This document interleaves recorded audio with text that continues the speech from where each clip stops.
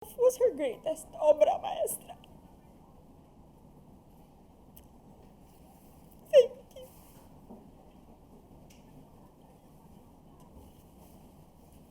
Thank you.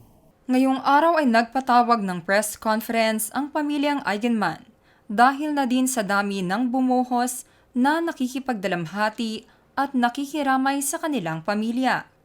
Binigyang linaw ng pamilya na ang biglaang pagpanaw ni Miss Jacqueline Jose sa edad na 60 years old ay hindi katulad ng kay Ronaldo Valdez, taliwas sa mga lumalabas na balita kamakailan. Kinumpirma nilang natagpuan sa kanyang bahay sa Loyola Grand Villa sa Quezon City sa kanyang tahanan si Miss Jacqueline. At ito ang buong detalye.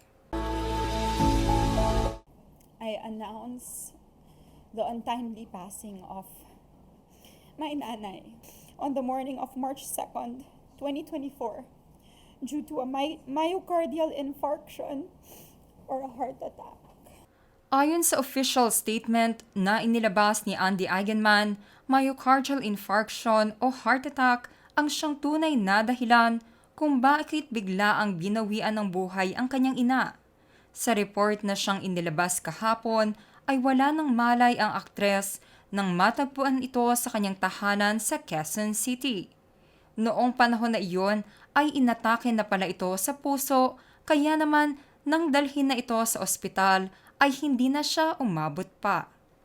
Sa isang maikling interview na siyang ibinahagi ng pamilyang Eigenman sa publiko na siyang pinangunahan ni Andy Eigenman, pinakiusap nito sa publiko na bigyan sana sila ng privacy patungkol sa biglaang pagpanaw ng kanyang ina. Nang hihingi din sila ng dasal upang malagpasan ang napakasakit na pangyayari na ito sa kanilang buhay.